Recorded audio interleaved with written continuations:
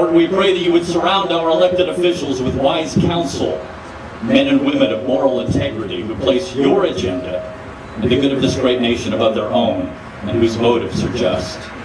Lord, we pray right now that you would inspire them with the courage to make laws for the good of all rather than the few. Another patriot, Samuel Adams, once said, "It does not take a majority to prevail, but rather an irate, tireless minority keen on setting brush fires of freedom in the minds of men." Well, Doc Compton has been setting lots of brush fires here in Richmond at WRVA. The doctor is in the house.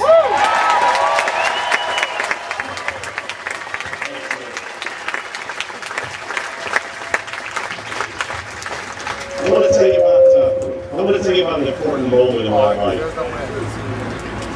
1 year ago today,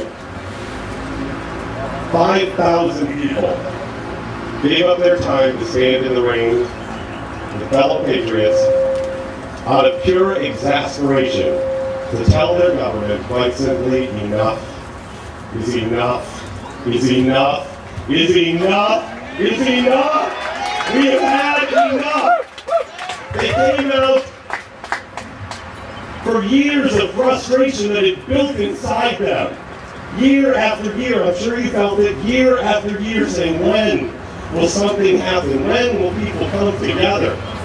Last year was that moment. 1 year ago today, I was here, and it was one of the most profound moments in my life.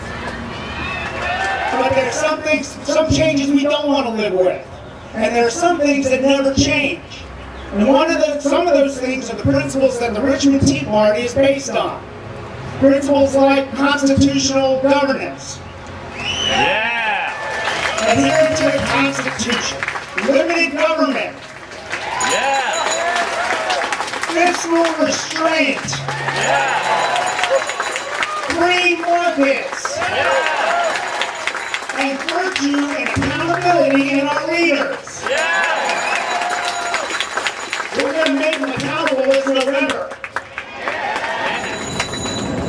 They've somehow come to the conclusion that those of us who believe in the Constitution, those of us who would invoke such radical ideas as liberty and individual responsibility are terrorists.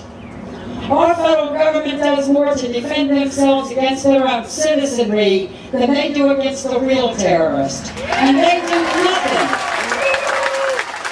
They do nothing to secure our borders against illegal invaders who drain our system and rob us of our wealth every day. I was going through my things the other day, packing up, and I found a box full of old sports awards and trophies. And I found this trophy here from back in 2002. It was a soccer trophy. And I started to think back to that year, and I was thinking about my team and how hard we played together. And at the end of the season, we all got a trophy. And then I remembered we didn't win a single game that season. And I started to think, this is the problem in America. We have an entire generation that believes it's the government's responsibility to subsidize failure, misfortune, or just give them a handout because they're not as lucky as everybody else. I want you to know that besides being called Uncle Tom and other derogatory names, and the few in the community, that's okay. That doesn't bother me. What bothers me is what's happening in Washington, D.C. A cancer-like sore has sprung up in Washington, and if we don't do something about it, then our nation will be lost. It's not if it's black or white, brown or yellow. I joined the Tea Party because I believe that the Tea Party has the vision to bring America back to its rightful place. Well, folks, are you for freedom? Are you for the freedom of choice to choose your own health care? Are you for the freedom of choice to choose your own health insurance? If you oppose the new federal law requiring that you have to purchase health insurance, please boo! Pass the Health Care Freedom Act.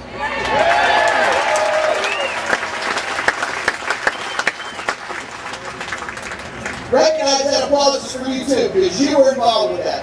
This bill did two things. First, it said that the residents, or no residents of this great Commonwealth of Virginia are required to obtain health insurance. And the second thing it said was that no resident would be fined, penalized, or pay a fee for not obtaining health insurance.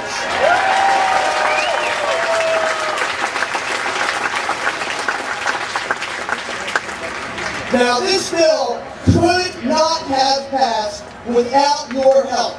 This is a team effort, folks. A team effort. I have seen efforts on my race.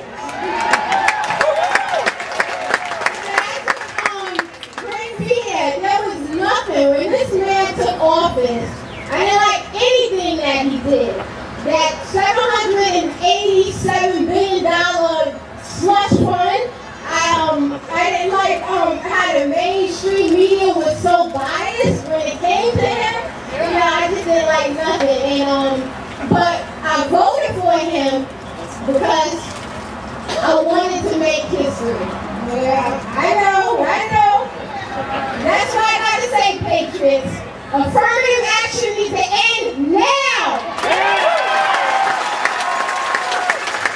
When the cap and trade bill bogged down in the U.S. Senate, better known as cap and tax, Obama decided to try a backdoor means of implementing the cap portion of the bill. So he went to EPA and asked EPA to issue an endangerment finding, citing greenhouse gases as an environmental threat and proposing new regulations to combat this. EPA based this on evidence from the Climate Research Unit of the University of East Anglia.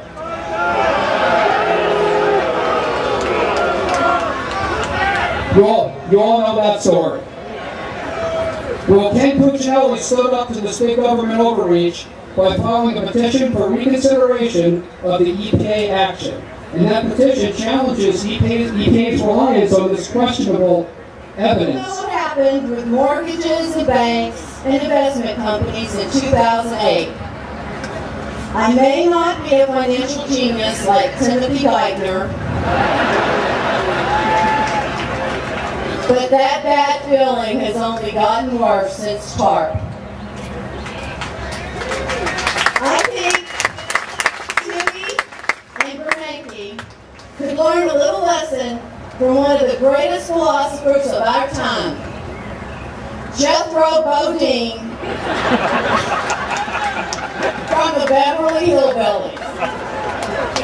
Jethro, who seems like a real math whiz now, said, and I quote, "Naught or naught is naught."